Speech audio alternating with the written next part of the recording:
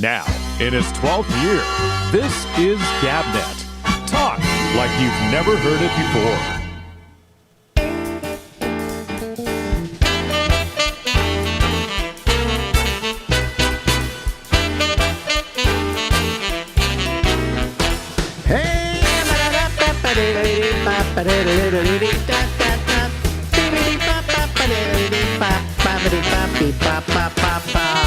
Live from Harlem in New York City. Yeah, it's me. I'm Alex, and this is the Ramble.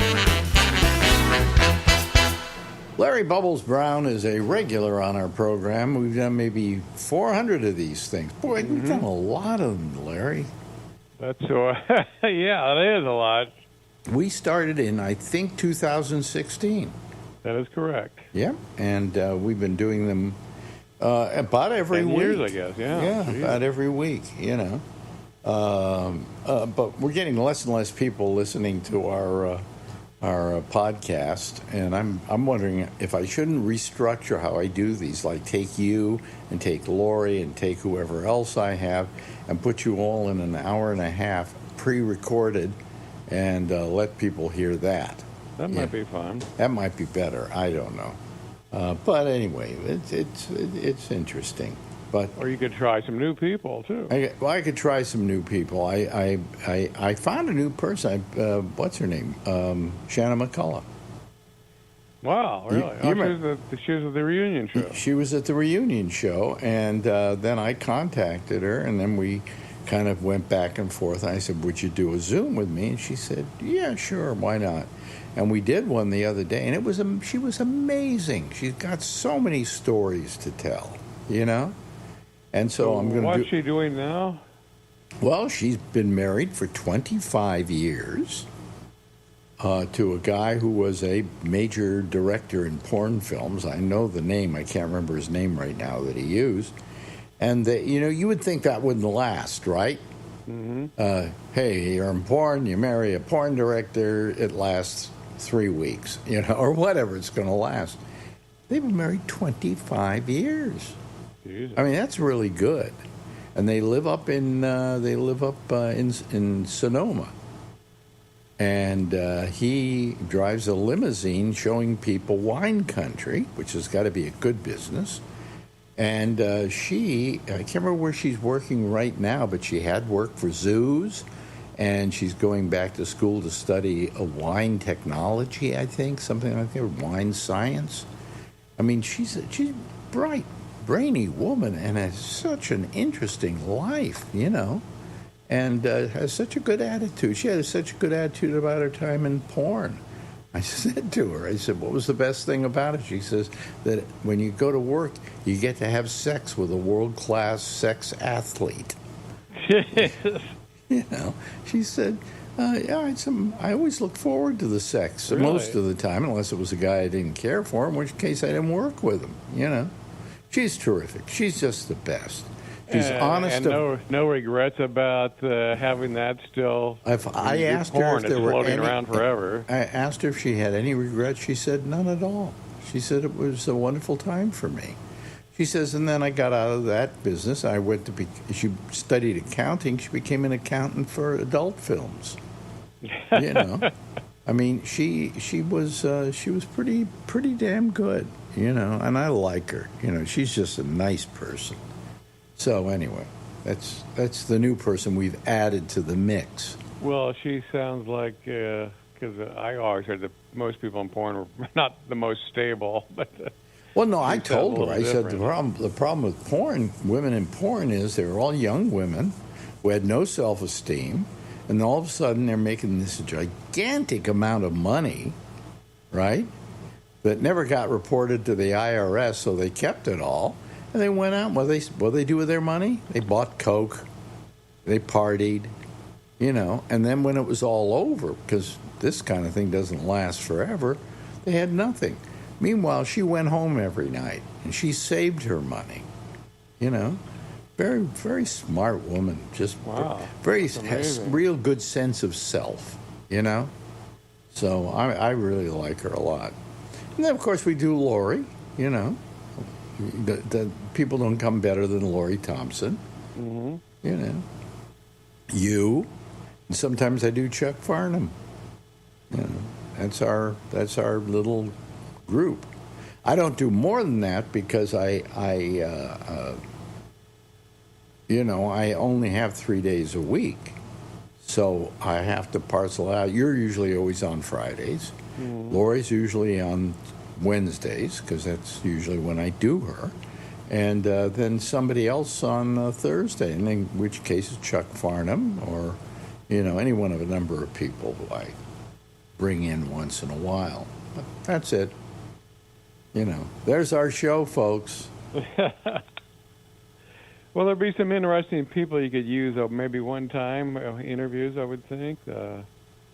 Yeah. People like, I just ran into, a couple weeks ago, Alex Reed, who... he did. He's done very well. Had a long writing career, and then he occasionally directs sitcoms, so... Well, what sitcom was he directing? Was he Malcolm in the Middle was his? He wrote for that, but he's directed several other sitcoms. But I think he also directed Malcolm in the Middle, but I also saw him on some other show where he directed quite often. Okay. Well, yeah, he's done that, and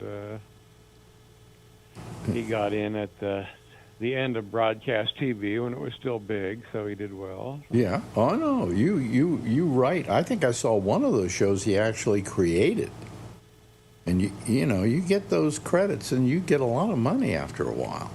Yeah. I mean, look at what happened to Seinfeld and Larry David after Seinfeld. I mean, they were each at the end of that worth about $500,000. $500 million. $500,000. And then they started doing other shows. He did Curb Your Enthusiasm. Seinfeld came up with that Comics and Cars Getting Coffee, mm-hmm. which was a smash. So now both of them are worth about $1 billion each. I know, it's amazing.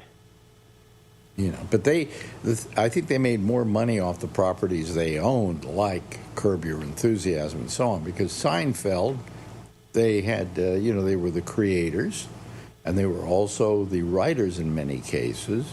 And in the case of Seinfeld, he was a performer on the show, and in fact, Larry David, performed on the show. He was the voice of the Yankees owner, Steinbrenner. Yeah. And he appeared a couple of times in the show. But basically, I mean, you keep getting residuals for that stuff. And that's terrific. But they both did very well. They made a fortune. And now Larry David has this new show on that he produced with Barack Obama on the history of the United States, which is his version of it, like, what if Larry David was part of something in history? How would it have turned out? And the best one is Rosa Parks. He's sitting next to Rosa Parks, and he's annoying. Okay, just absolutely annoying. And finally, in the end, she's so disgusted she gets up and goes to the back of the bus. That's funny. But if I'm not ruining it for you, folks, there are a lot of other things that he does on that show that are just very funny. That is, he has made a career by being annoying. Yeah, but I mean, he's basically in all these things. He's annoying. Okay, he's helping form the Constitution of the United States, and he's talking about people shouldn't do this and people shouldn't do that, and he wants to put it all in the Constitution. And the other one that they had was Rob Reiner played Washington, shaved his beard off for it. Jesus. And he's giving a speech about how this is going to be a wonderful country and everything. And Larry's out there going, yeah, but what if you get a guy? And then he starts listing stuff we all know that Trump did. And Reiner's going, well, that would never happen, And then at one point you got, what's his name? The guy of his talk show, Kimmel. Jimmy Kimmel is playing a person in front of Washington. He says, well, what if the president can't take a joke? Yeah. It's just it's a very funny show. So he's got another show he owns, you know. It's not a long-run show. Did you ever interview him? Interview Larry David? David? No, never met him, never interviewed him. And it's amazing that I didn't run into him at some point. Yeah, I'm surprised. But, you know, I don't think he ever came up to San Francisco. I think that was part of it. And part of it was, I had Seinfeld on my show by phone, so he kind of, I think, knows who I am. But I never had Larry on, you know. And when we were doing those shows in San Francisco, Larry was only working the Seinfeld show. He hadn't yet started Curb. So there was no reason for him to go around plugging something, right? You know, so anyway. But the two of them did very well, you know.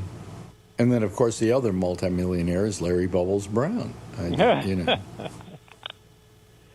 I always wonder what it would be like to have money like that. I don't know. Well, you know, you could still try out for what do you call it, for sitcoms and things like that, because you'd be great as a character actor in a sitcom. Oh, at this age, I don't think anybody wants to see you. You could easily be the grizzled next door neighbor, you know.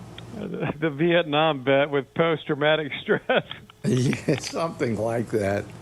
You know, but I mean, you've got a great character, and you should have made money out of it. And the great thing about being a character actor is age doesn't matter.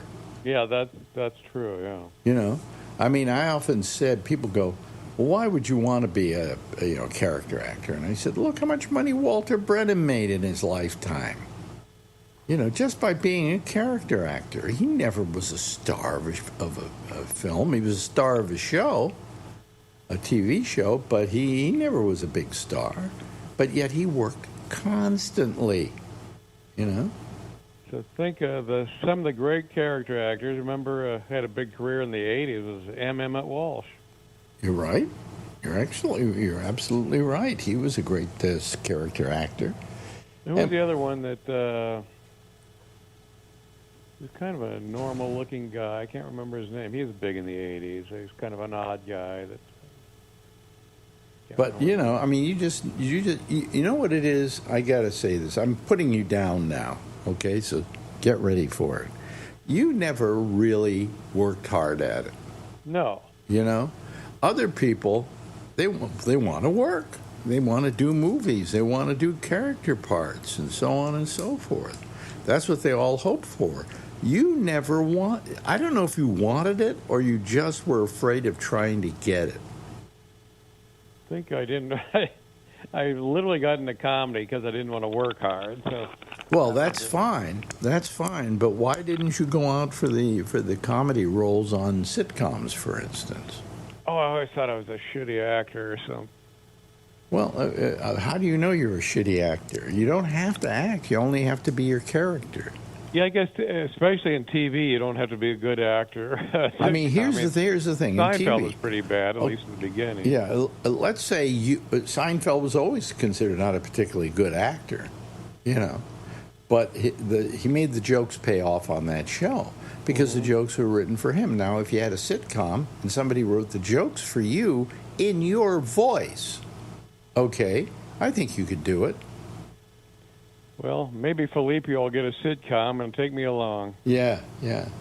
But is Felipe up for a sitcom? Oh, I'm sure he would be. Yeah. This is Felipe Esparza. Esparza, yes.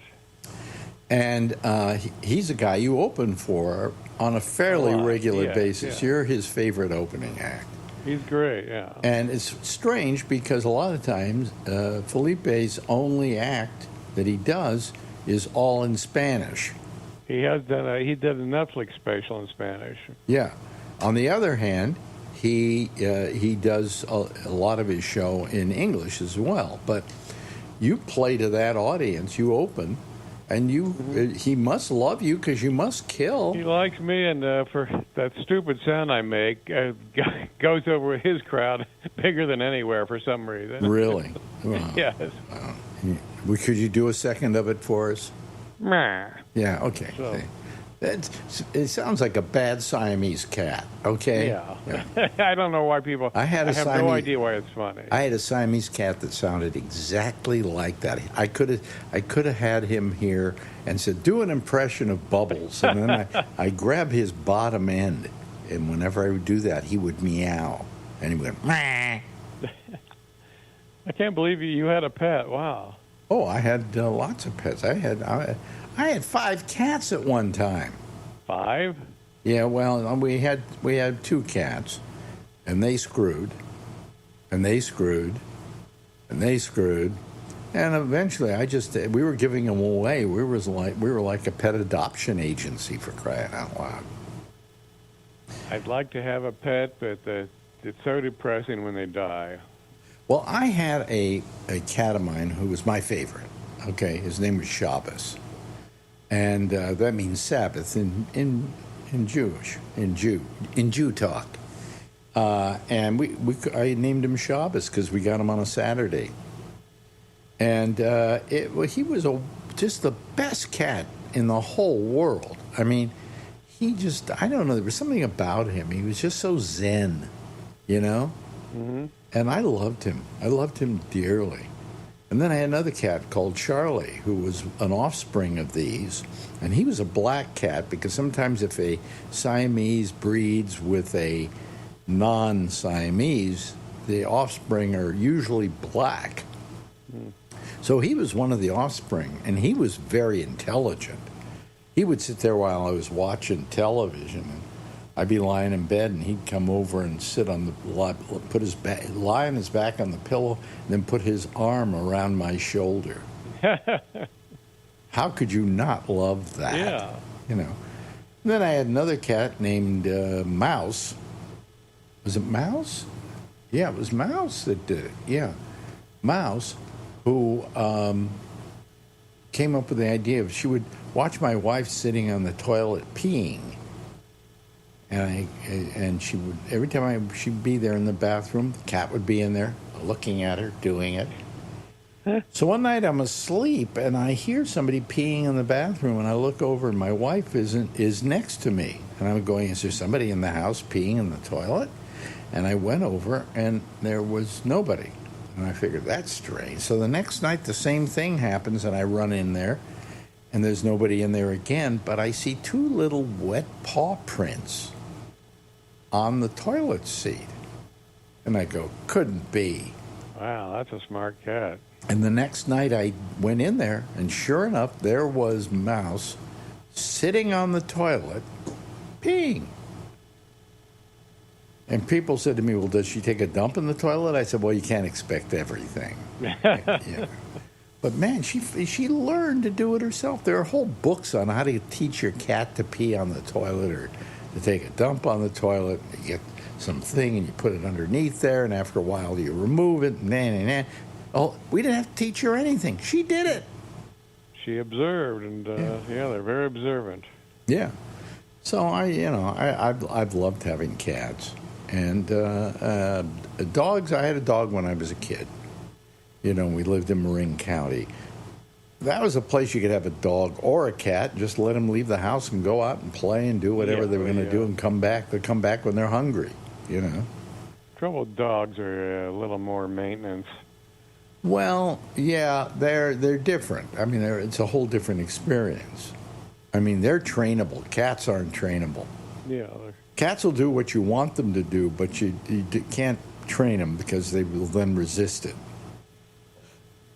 But I remember I had Shabbos was a great cat. Yantuf was the woman, the girl cat we got, and she was mean. She just wasn't likable at all, you know. And then she gave birth to Charlie and to Mouse, and we had one other. Do we have one other? I think that was about it. You know, Mouse went blind when we got to California, But she could get around just as well as any of the other cats, as long as we didn't cut her whiskers off. Otherwise, she'd get caught somewhere, Well, you got so much room now in that huge apartment. You could get a big pet. Well, Marjorie wanted to get a cat a while back, and I said, "Yeah, how long are we going to live?" And then somebody's going to have to take the cat on, and whatever. And she said, "Well, who knows?" Well, that was like 10 years ago. Okay. Yeah. And we didn't get a cat.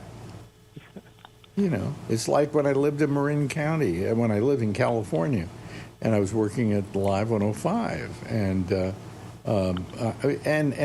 KMEL. And when I first went there, somebody said, "Why don't you buy a house?" And I said, "Well, this is such an insecure business. Who knows how long I'm going to be here?"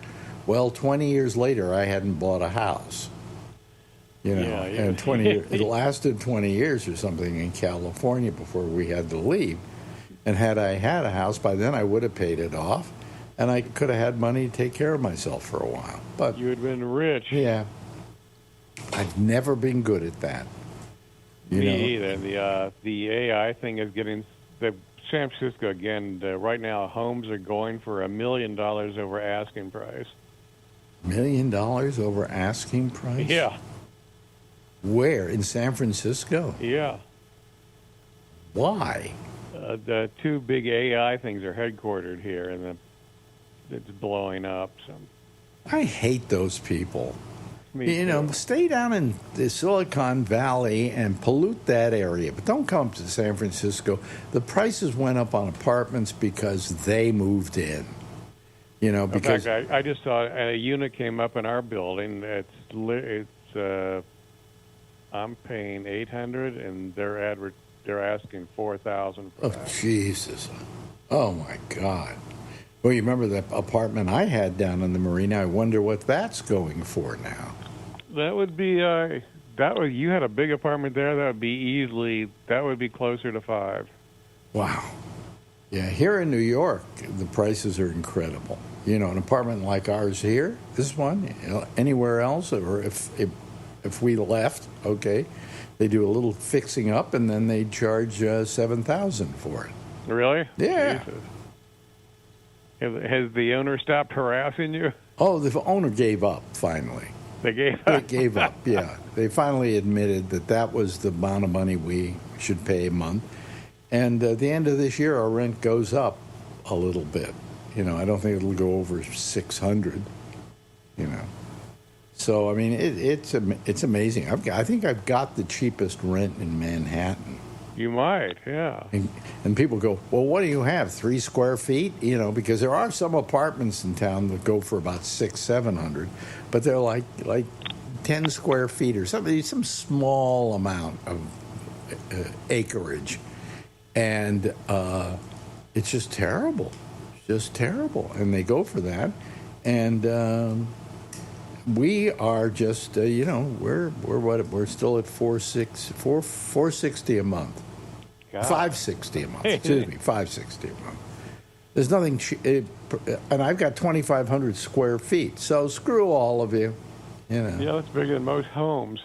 Oh yeah, yeah, and I've just been amazed by it constantly. That we managed to, but it took us like $130,000 in lawyers' fees to get this, and then every now and then we'd have to call the lawyer again to have him pressure the owners because they were like like Trump doesn't want to admit he lost the election. These guys didn't want to admit they lost the court deal with us, but that's it, And they just sit around on their haunches waiting for us to die. Oh, I'm sure they can't wait. Oh, yeah, they're going. They're very religious people. They're Hasidim. They probably say a prayer every Friday, hoping we die.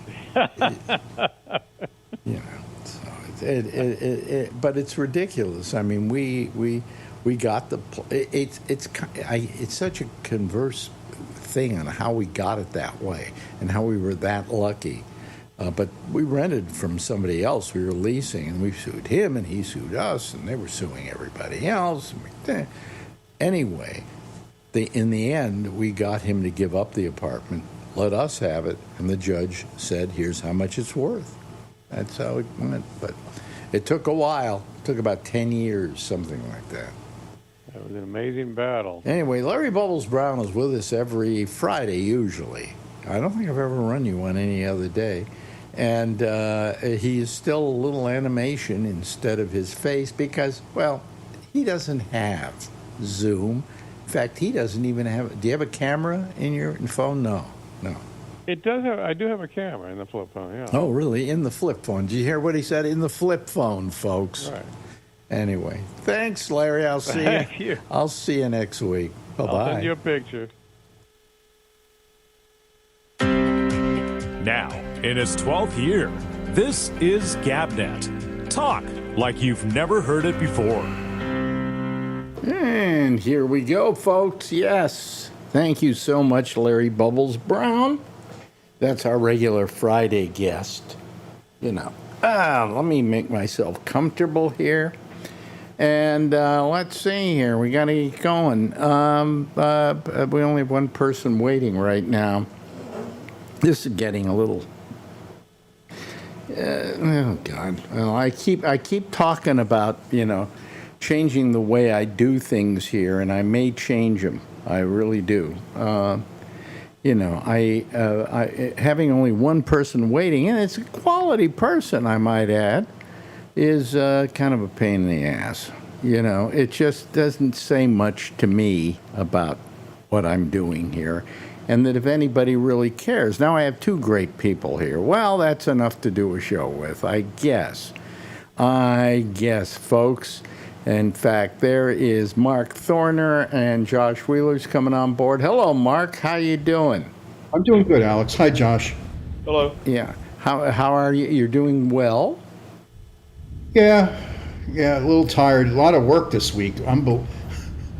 The heaviest, largest TV I ever had to install on the display, Alex. Yeah. 98-inch. Oh, television. Jesus Christ. Yeah, up on a wall with a fake fancy gold frame around it. So you have people to help you lift that damn thing? Not enough, but we got that. We got it up. Because I've been thinking about, getting a TV set. Okay, a new TV set. What I call them a TV set. That's an old term, isn't it? So do I. A flat screen. Okay. And I'm thinking about getting a flat screen, and I might ask you which one, and I'll tell you what I'm thinking of. But anyway, and they said that if you got yourself like a 85-inch, you better have somebody around to help you with it. And quite frankly, there's no way I can actually make that. I have a what do you call it, chest of drawers that I put the screen on. And I think it's going to be too wide. Okay, so I don't know. I don't know what to do. But anyway, let me tell you what I'm thinking of getting. I've been looking at everything, and I've been studying everything, and I've been studying everybody's opinion about everything, okay? And here's what I've come up with. A TCL Mini LED. Yeah, they're good TVs. And they're going to be building a lot of the Sony televisions in the future. Yeah? Oh, they are going to be doing it. Yeah. So TCL, which used to be like the cheap brand, which I hate to even see sitting anywhere in my household, is not really considered bad anymore, is it? No, it's not. They're very, very good, actually. That's a good choice. So that would not be a bad choice for me. Yeah. Yeah, because I want to get like a 75-inch, I think. But it's amazing how cheap a 75-inch, I'm still this racking thing, the one I'm looking at, is about $1,600. Yeah. That's so, it seems to be everybody that I saw online talking about them, and I don't look for people who I think are being paid off by the company to say this. Just say TCL. Don't be afraid of the brand. A lot of people will go for the Sony, but the Sony is like $1,000 more, maybe more than that. Now you're working for Sony, right? No, No. I work for a third-party company. Oh, okay. So you don't know, you set up for various companies. Yeah. So I look at this stuff, like this monster. I was like, $7,000, Alex, for a 98-inch television. I'm like, why? Yeah, it gets that high, doesn't it? What brand? This was a Samsung. Okay. They're kind of mid-range priced. Sony is very expensive. Well, it also depends where Sony is sourcing their panels from. Uh-huh. So it's either two companies. It's going to be LG or Samsung. So Really? yeah. I heard TCL made this panels. Well, now they're going to start, but it's one of those things. Like once you go down that rabbit hole of okay, who's actually making this stuff? I'll tell you one weird thing. Where I was today, I was looking at there was some TV flat panel RCA.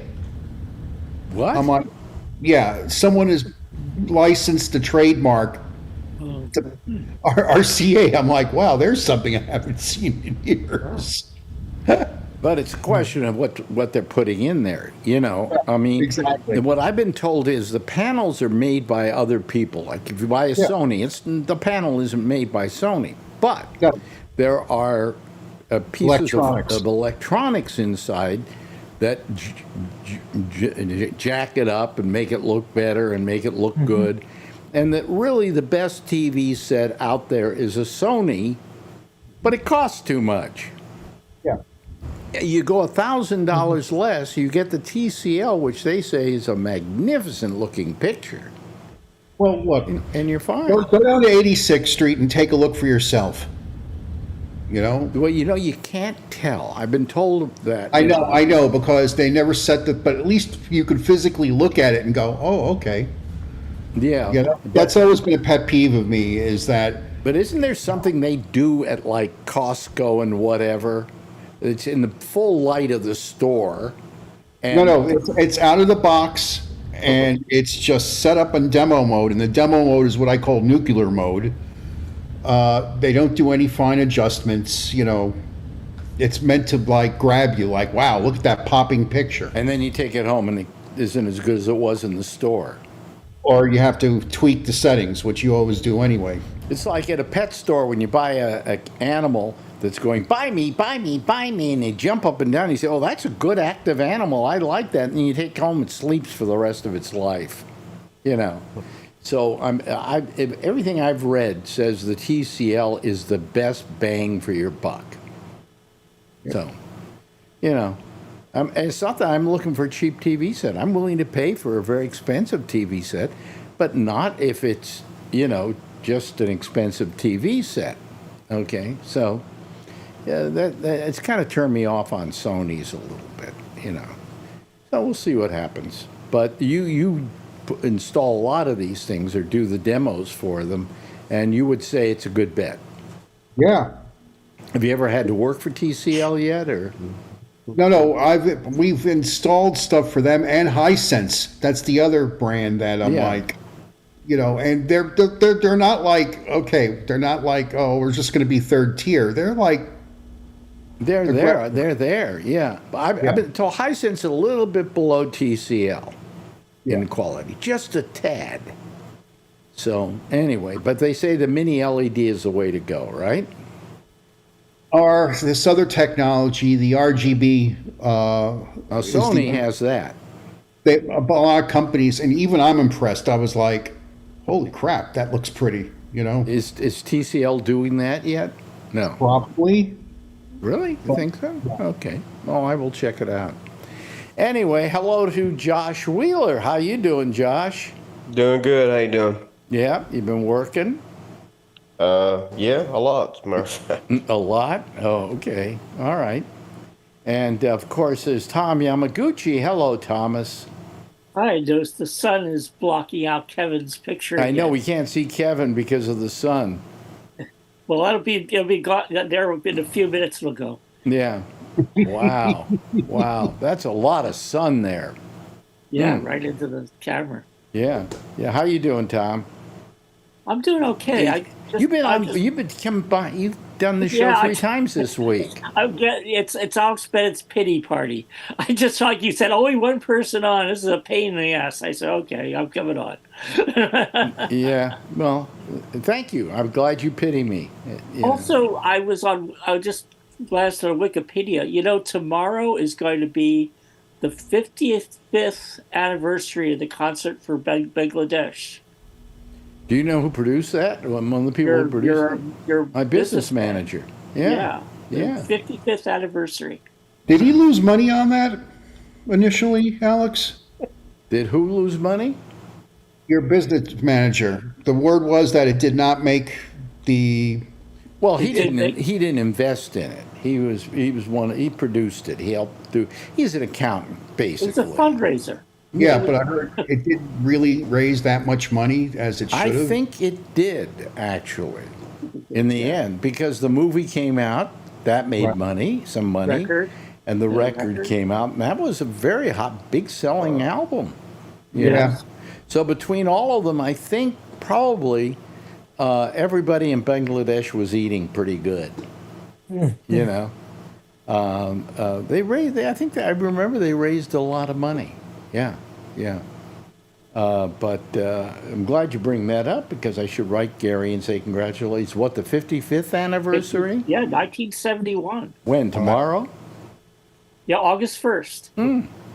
I will have to congratulate him on his 55th anniversary of his baby. You know? Yeah. Yeah. And hello to our good friend Jeff. Hello, how you doing? You still there up in Maine? Yeah, I'm at Maine. I'm going to this wedding tomorrow. So they probably have. We were having a big party today, and some guy had this big pot, and he takes a bunch of hot dogs, puts them in and grills them, and then puts stuff on top, and he gives that to everybody tonight. Oh, really? Okay. Yeah, to kind of get everybody juiced up a little bit. Yeah, well, who's getting married? A relative? What? Yeah, actually, the one girl is a cousin of Pam. Mm-hmm. Yeah, and she's an interesting hippy-dippy type of girl today. Yeah. Yeah, well, good. Good. Yeah, it'll be fun. I'm happy. But so you're up there, and also there's the island. The island, the two guys, Andrew and his cousin. Your son is Andrew. Yeah. They are on the island, and they're working on it. They're working on it? Oh, yeah. What do you got to work on? You don't have any electricity. You don't have anything out there. Well, they brought some batteries for themselves. They brought batteries for themselves? What, D-cell batteries or what? You need the big ones, don't you? I don't know. But mostly they're using nails and a hammer to finish up this house. This house? Yeah, there was always a miniature little house there, but the thing always, if you were inside and it rained, you'd get wet. Inside and outside. So they're So there really actually was a house on the property? Yes. Oh, okay. Yeah. Okay, but there was no electricity. No, nothing like that. Nothing like So that. believe me, that's not my idea of a good time, okay? No, this isn't. And apparently it isn't yours either because I don't see you out on the island. Well, I'm probably going to go out one day and take a look and see what everybody's doing and then say, thank you very much. Can you take me back Yeah. to civilization? That's all. But anyway, well, yeah. They're guys, as long as they're working on it, they can do whatever they want. We give them materials, things like that Yeah. they need. It's great. And they're working on it, and it'll be better. And then some of the other people can actually go there and spend a couple of weeks, and I'd say get some electricity. Do you have a toilet there, or is it an outhouse? It's an outhouse now, but I think they got to update that. Do me a favor. Do not invite me. Okay. Do not invite me. It's not the kind of thing. It's not the kind of thing I do. Maybe if they had an airplane, we could go by it and look at it. Okay. See, I knew you'd be flexible. Yeah, I'm really flexible. Yeah. I'm an adventuring spirit who would dearly love to go there. Yes, right. Anyway, hello to Kevin, the son. What did you do with the son? You moved the house or something? What happened? No, it's going down. Oh, okay. The Earth is rotating. I had the Earth rotating. I heard about that. Yeah. You're in charge of that, are you? Yeah. Oh, okay. Yeah. There's a little control board right here that I take care of. Oh, okay. All right. How's everything up there in Oregon? Good. Mm-hmm. A little warm today. It's supposed to get warm again next few days. Mm-hmm. I'm trying to get stuff done before it gets too hot. Do you get fires up that way, or is it... Half the state's on fire. Half the state's on fire. Jeez, we're on fire, too. Sonoma County, big fire, smoke's blowing down into the Bay Area. In Sonoma? From Sonoma, yeah. Oh. Yeah. My house in Palo Alto, every morning it smells like smoke. I have to turn the fan on. Yeah, that's where it's coming from. We haven't had much smoke here, but most of them are on the other side of the Cascades in the north end of Bend and Redmond and out in the Ochocoa Forest. There's some down in Medford, east of Medford. They're all around, but we haven't gotten any smoke yet. Mm-hmm. It's all on the east side of the Cascades, which is about 60 miles east of here. Yeah. And but it looks like it looks so nice out there. Just I'm jealous. Yeah, I'm really jealous. In spite of all the griping you're doing about being a homeowner up there, it's got to be. I could do it down there too. At the end of the day, you got to feel good about that up there. Yep. I do. I mean, it's nice. Is this out in? I mean, is this out in the middle of nowhere where you are, or where? How close is it to civilization?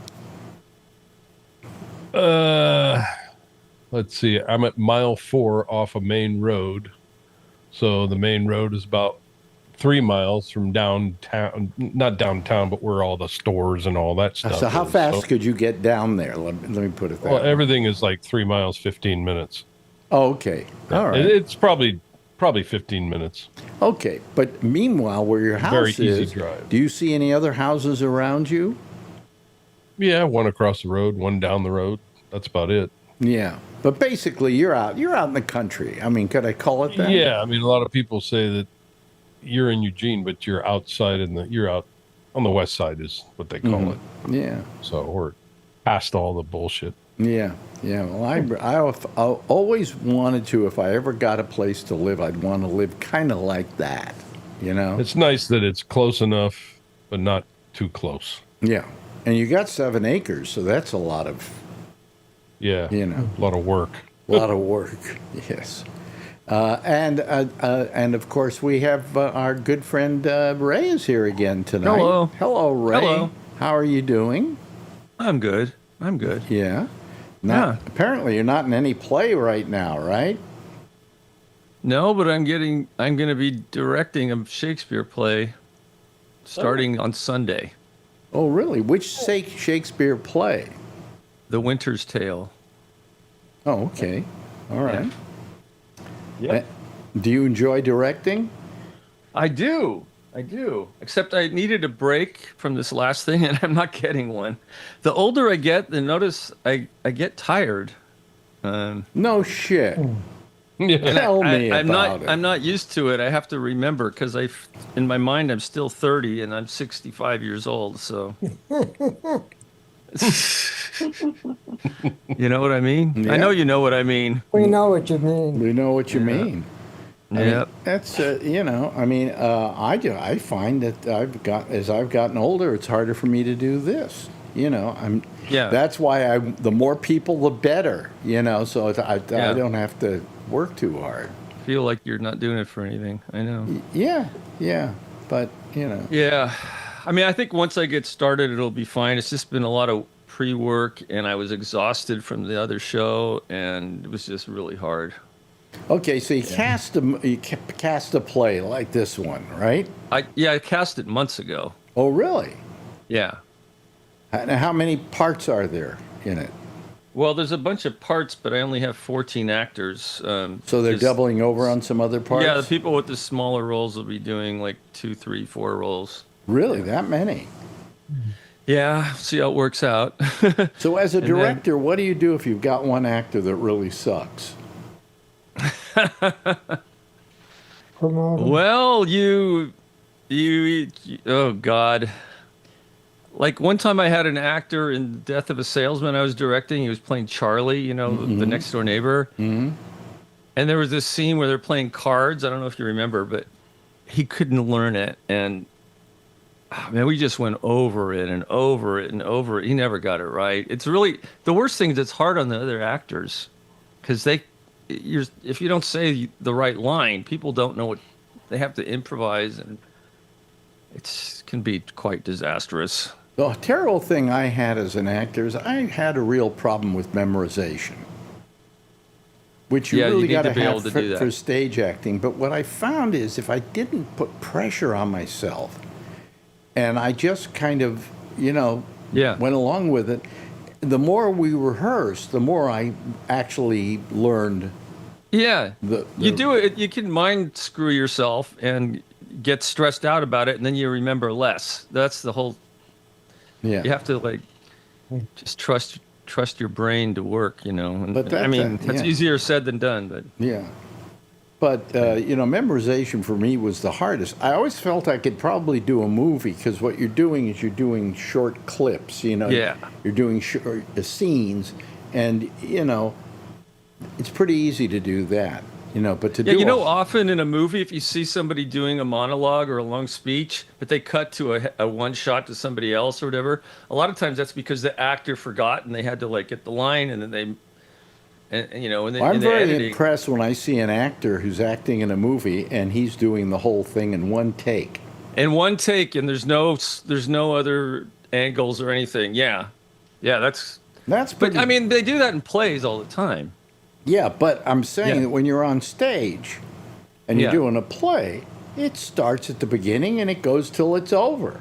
Yeah, and you've rehearsed it for weeks. You got to know the lines, Yeah, you have to, yeah. I remember once I did one play, this was when I was with a youth play acting group, and we did Arsenic and Old Lace. Yeah. And I had one of the main roles. I played Jonathan, who was the Boris Karloff character. Yeah, basically. Yeah. It's a great play. It's a great play. It's a great play. Yeah. It's a fun play. But I went out and I did something and went out and did the first act and did my role in the first act. And then I said something wrong or something. And somehow we went back about 10 pages. I did that when I was a kid. And then we repeated it over again, and then I went back again. Yeah, I did that when I was I've seen those shows. Yeah, the first act of this play lasted 5 years. It was terrible.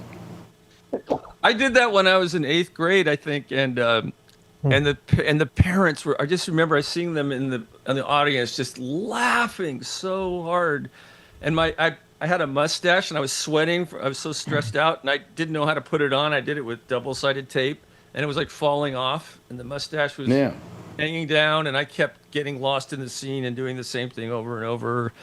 and same thing, and And I knew the end of the first act was coming up. All I had to do was get there. So at one point, I just said to the other actor who was with me, I think we should go outdoors now. And we left. Tell you the greatest story I ever heard.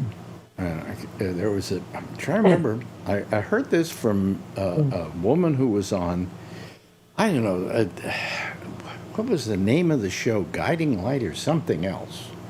One of the soap operas? And the story she told about the soap opera was that, when actors go up on a line, don't remember a line, sometimes they will walk off stage. Yeah. And then somebody will whisper it to them, and then they'll go back on stage. They'll make some excuse why they have to go backstage. Right. So they had this Broadway actor who was playing this part on Guiding Light or whatever the show I'm trying to remember what her name was, Jada Rollins, and I'm trying to remember what show she was on. But anyway, she said this one actor was a Broadway actor, right? So they're doing the show goes out live, right? Yeah. And this scene takes place on an airplane. Yeah. And he goes up on his line.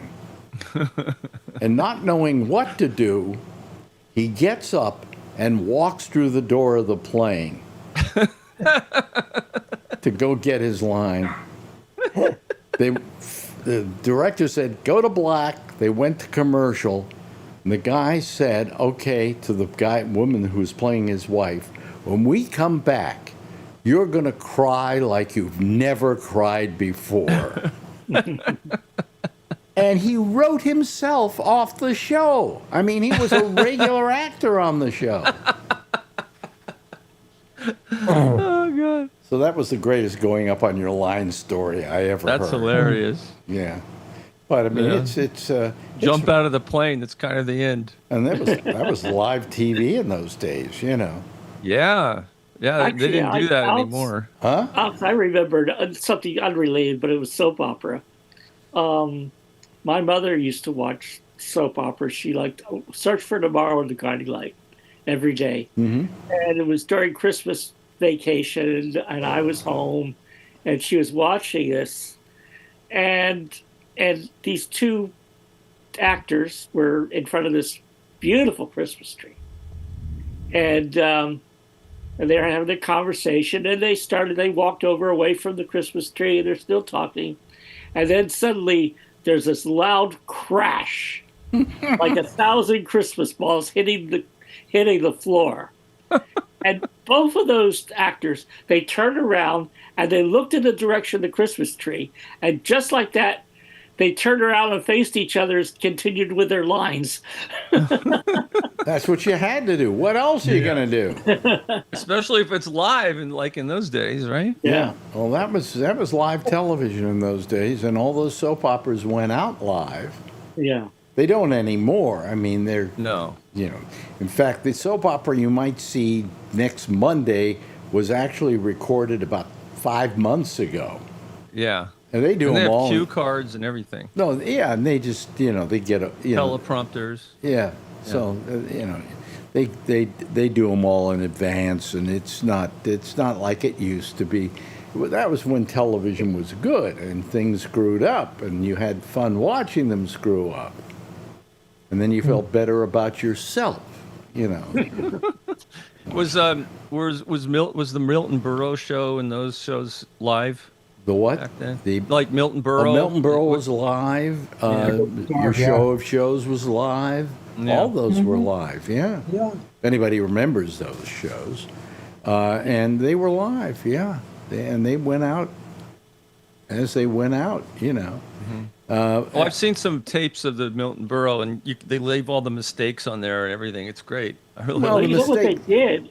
Yeah, Huh? what they did is they did for the West Coast. They did kinescopes, so it was live on the East Coast. But they had a they had a kinescope they sent to for the West Coast, because that's how when it happened where they did I Love Lucy, they did it filmed because they wanted to do it in L.A. and they didn't want to have to do it in New York.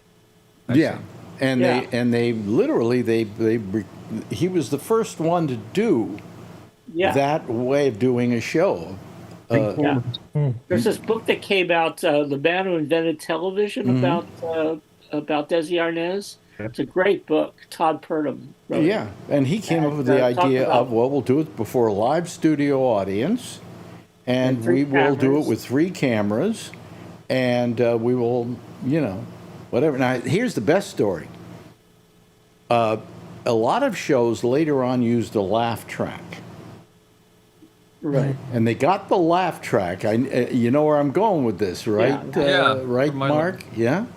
They used laugh tracks, but the laugh tracks they got were the only laugh tracks that were around. They were actually the audience laughing while watching "I Love Lucy" being done. Yeah. Now, it was live when they did it, but when the other people used these laugh tracks, which were isolated, they used that one. And the reason they knew it came from "I Love Lucy" is I think Lucy had a mother who had a particular laugh. Yes. And if people listened to the laugh used to hear tracks they that. used, that woman's laugh is very prominent in all Yep. the tracks.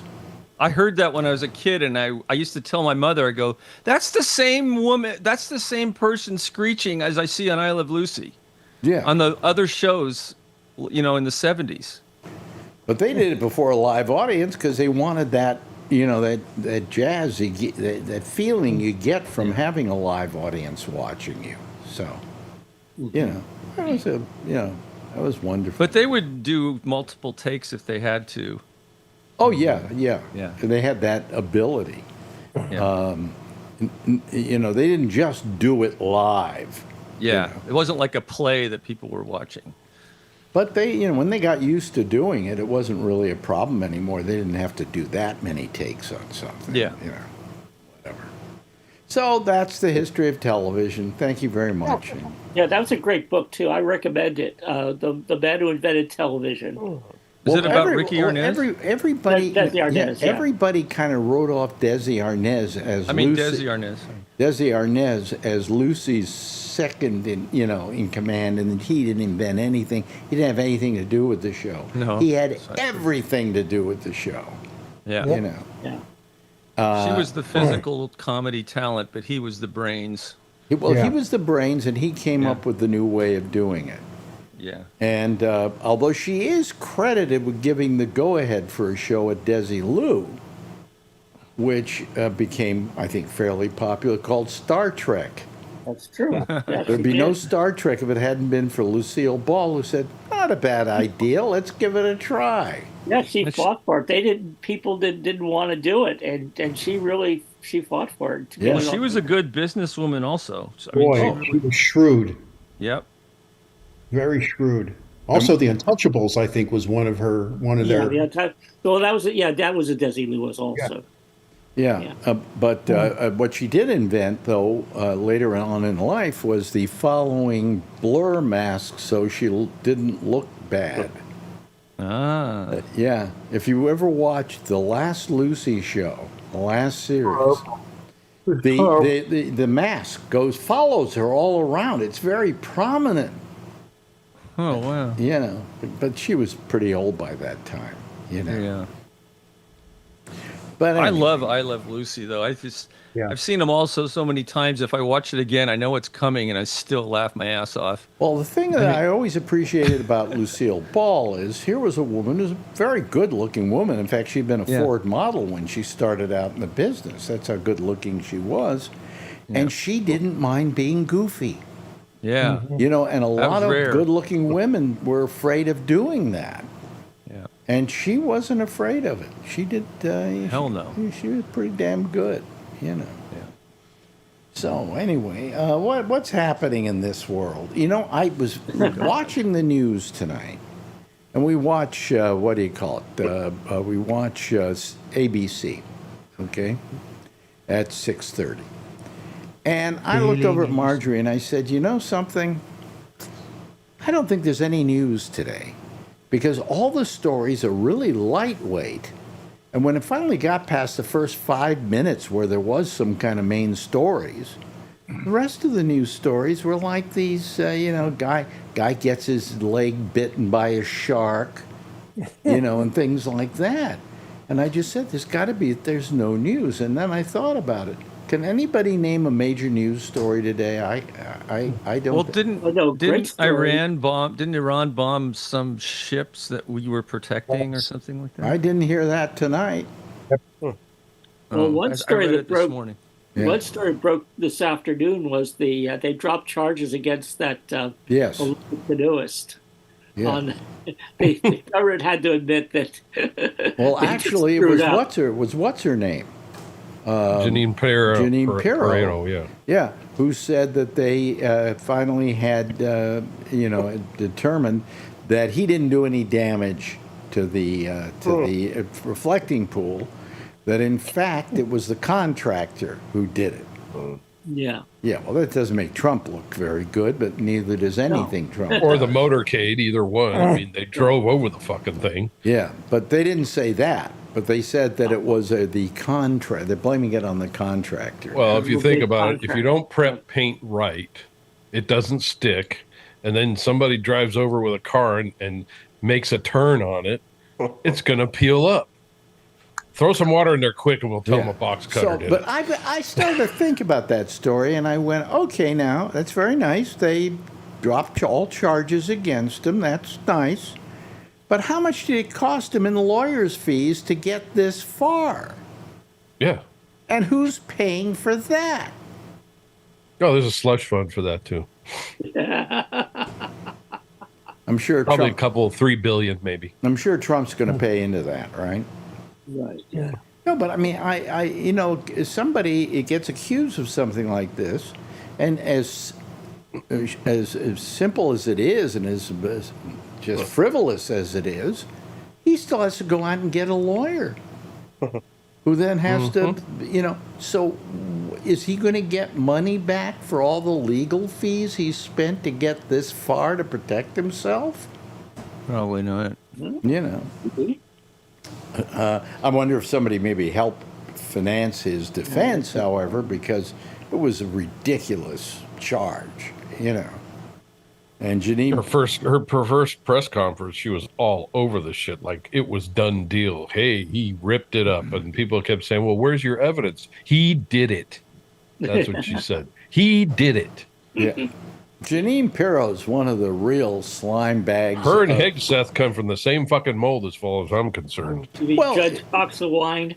Yeah, I mean, somebody Jesus, has to make me remember. But wasn't there something about Janine Pirro when she was the Attorney General of Connecticut? I think that she got involved in, that she was called to account for. I'm trying to remember that story. Yeah, that's why Fox hired her.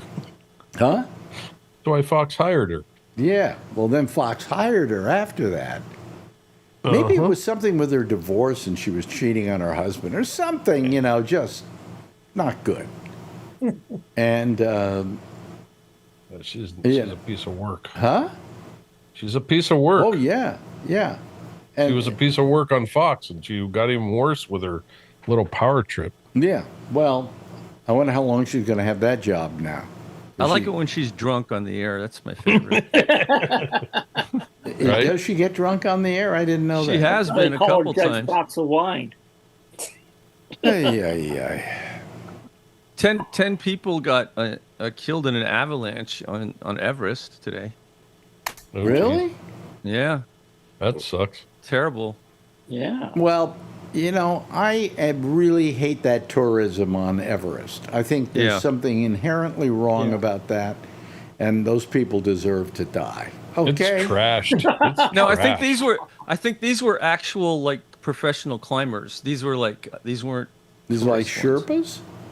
ones. Half of them, I think, were Sherpas, and the others were like very experienced Westerners. I think it was just bad luck.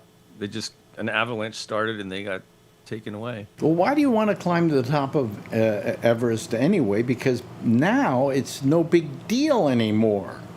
Well, Right. it's still really hard. I mean, it's there's hard, people up but, I mean, what?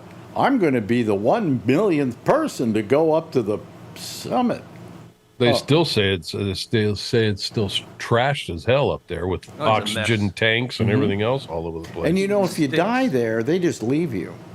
Oh, I know. Pretty much. So people who are going up to Mount Everest are walking past frozen bodies.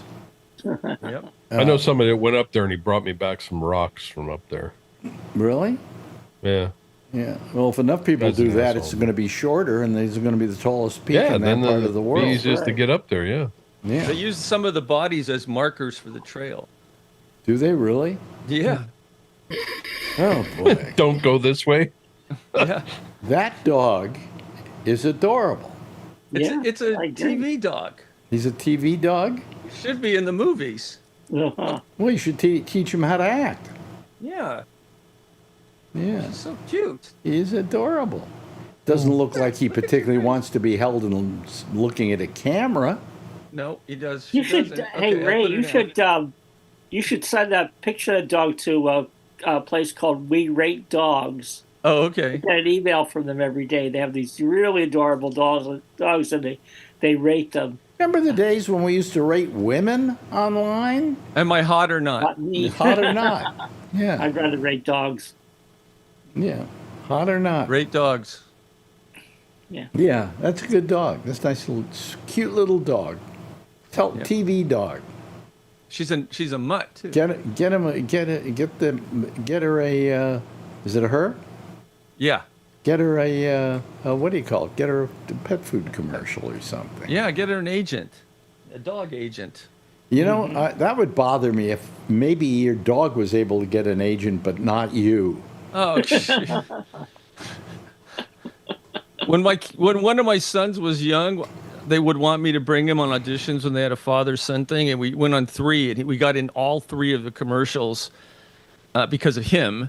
And whenever I went by myself, it was a crapshoot. I hardly ever get anything.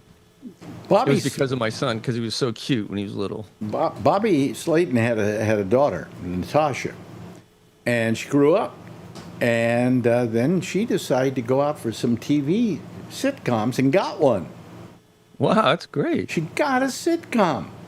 Wow. And I can't begin to think what Bobby was thinking about that. Because all his life he'd been auditioning for sitcoms and never got one. Yeah, he talked about it all the time. And here his daughter. Yeah. Yeah, but wasn't he friends with Rob Schneider too? Who? Bobby?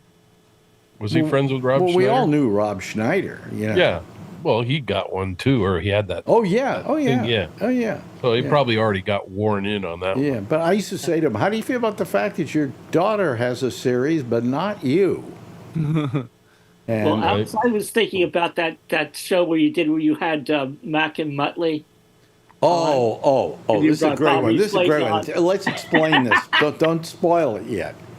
There was a show on TV in KPIX in San Francisco called Mac and Muttley. It was about this guy and this dog named Muttley. You remember it at all, Kevin? Yeah. Yeah. I remember it. Yeah. I had Mac and Muttley on my show, and that morning I happened to have Bobby Slayton in the studio. Shit. And I said, Bobby Slayton, meet Muttley. Muttley, meet Bobby. Bobby, Muttley has a series. Yeah, he died about a year ago. Who, Mac? Mac. Yeah. What is his name? McDonald? I don't know. I can't remember what his name was.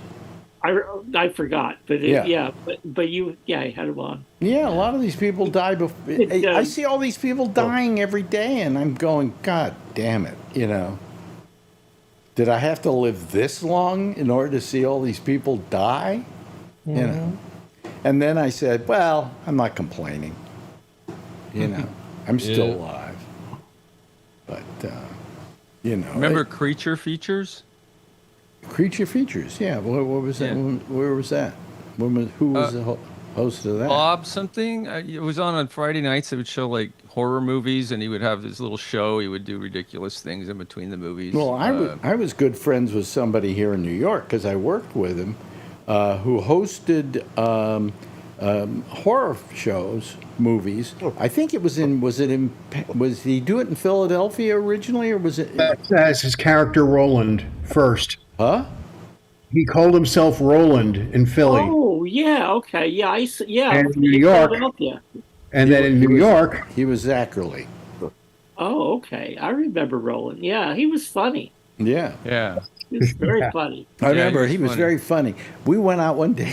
One day we went out to the beach or something, out to way out in Long Island or something. Because I said, let's take a ride. So I had a car. And so he got in the car and we went out there. And we went out to a restaurant and we had something to eat for lunch. And then all of a sudden, there are these people, little girls looking over and staring at us. And he says, I think they just spotted a horror show host. I always thought he was a very funny guy. I love Zach. He died a few years ago. Again, another one who died, but he was older than I was. I think he was almost close to 100, wasn't he? There's 97. 97. Yeah. You know, in San Francisco, it was Bob Wilkins. Bob Wilkins. Yeah. Yeah. Creature features. Yeah. And I hosted a lot of people don't remember this. I actually hosted a what do you call it? A science fiction movie show. It's on for Channel 20. And I was Captain UHF. That was what they called me. And I did it for a while. But it was a kind of a fun show to do. We just Was that where they had Ultraman and all that? And no, we just had a bunch of films. I just had me and I had a little puppet, a bunny rabbit puppet that I had. And the guy who owned the station was a guy named Jim Gabbert, who's a legend in broadcasting in the Bay Area. And Jim had this dog, I think called Cody, if I remember correctly. it was on all the time. It was on the station. He would use him on the air a lot, right? Yeah. Yeah. So I got this little rabbit puppet that I use on the show, and I put the rabbit puppet down, and all of a sudden, Cody grabs it and runs off with it. And I'm going, Cody, get back here with my rabbit. Cody, come here, you son of a bitch. And they all went, don't, Jim, that's Jim's dog. He'll go crazy if you call him anything, So I said, let him have the rabbit. And finally he dropped it. I was able to use it, but, He made a lot of money on Channel 20. Did he? Yeah. Yeah, he actually owned a 737 that he would fly. Whoa. Yeah. No. He did. Really? He loved flying. Yeah, he was a big flying guy. But was it a 737? I'm almost positive. I mean, you can look it up, but I know he had remember him talking about it. He had a wonderful boat that I went out on once. But I think he was wealthy, no question about that. But he really owned a 7? I'm pretty sure. I remember him talking Maybe about it was flying a 20. one. Maybe it was a 27 back in those days. They were a little smaller. Oh, maybe. Could have been. Could have been. But Either way, it's a big plane. I think he was a pilot. He knew how to fly those things. Yeah, he did. Yeah. Yeah. Is he still alive? Does it say he's still alive? No, I don't think so. I think he passed away a few. Really? Like 10 I years like ago. Jim. Jim was a great guy. Yeah. And he was very creative with that UHF Well, station. He had dance party. Did he have anything to do with 36 as well? No. 36 was KICU, I think. He had a 727. I you're did a right. show for them on Saturday nights. Yeah. Yeah, my brother-in-law used to run the board down there in San Jose. Well, can you check and see if he's alive anymore? Otherwise, I won't tell this story about him. He did have it was a 727. And Jim Gabbert's dead. He is dead. Okay. Yeah, I remember when he died. Yeah. Okay, so Jim was gay. Yep. I mean, really gay. Yep. And Channel 20, which was out in the middle of nowhere, it was out in the South Bay somewhere. Maybe Daly City, I can't remember. Anyway, he was constantly upgrading that place, having builders come in building. But all he would hire was the best-looking guys you could find. I don't even know if they knew how to use a hammer. It didn't matter to Jim. And they'd all be wearing these, coveralls, but maybe they'd take them the top down so their muscles were all showing, and they're hammering stuff. And I'm going, geez, welcome to Channel 20. And what's funny is somebody, when I was doing the show, said to me, by the way, are you gay? And I said, no, I'm not. Not that there's anything wrong with that. No, I'm not. And they said, oh, well, okay, we just wanted to ask. 2 weeks later, my show was canceled. Oh, wow. Oh, God. No, I don't know if one had anything to do with the other. It probably did. Yeah. Alan? Yeah. Yeah, so 25 years ago, while I was still in law enforcement, a bunch of us from where I worked went to San Francisco to eat in a restaurant. It was all men, all straight men.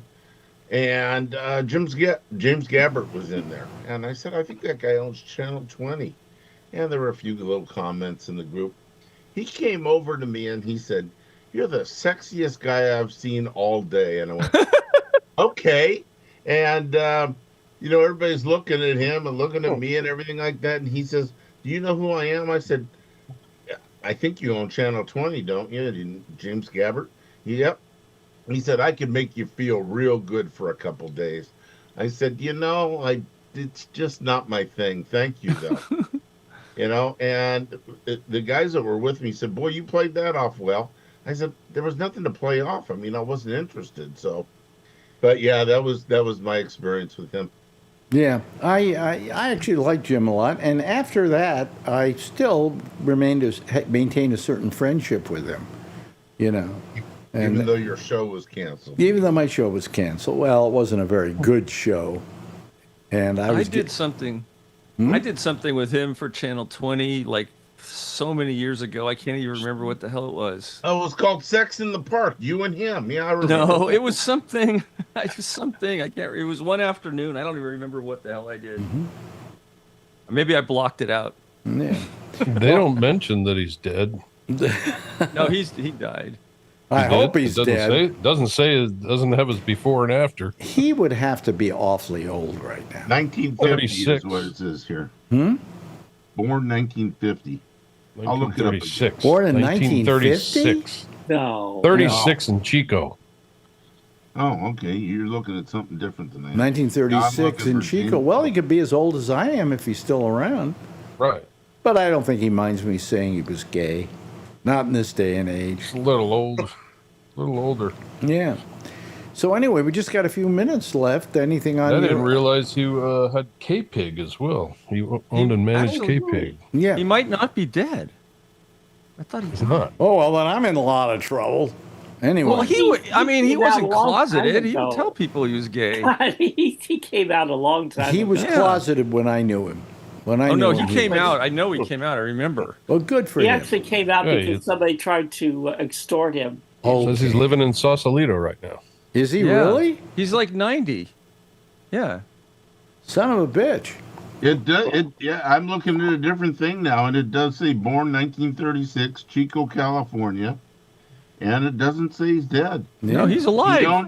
He owned and managed Coffee TV, Channel 20, and he also radio KO101, K101. K101, yeah, he was big. KSOL, and Honolulu stations, Kiki and K-Pig. He was a big broadcaster. I love the guy. I really love the guy. He was a decent guy.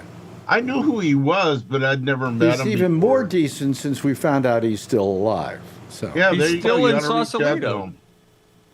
Son of a bitch. That's amazing. That's what I just said. Yeah. Anyway. Anything, Josh, that you want to talk about at all?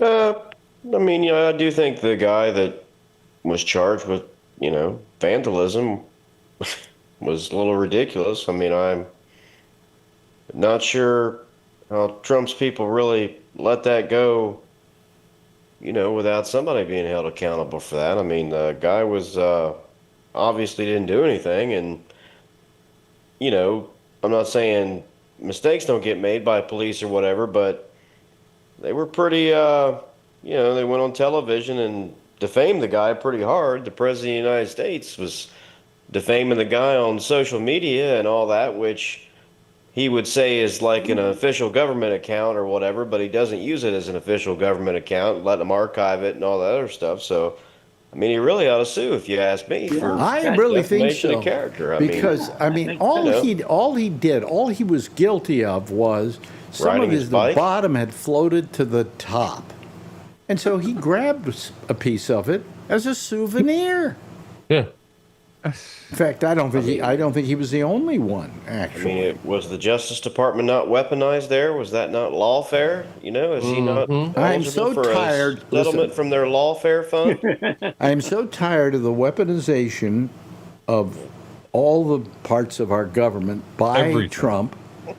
I am, and he always talks about the weaponization of these things against him. When no, I mean he is just doing this like crazy, and then the billions of dollars he's making while he's president is driving me nuts. Okay. Right. There's Nobody says nothing. And nobody says anything about it. So, Josh, how do we get somebody to do something about that? I guess we got to just win the midterms, right? Yes. To start. The people need to vote for different people. I mean, if they continue to return, 433 of the 435 Congress people, they're.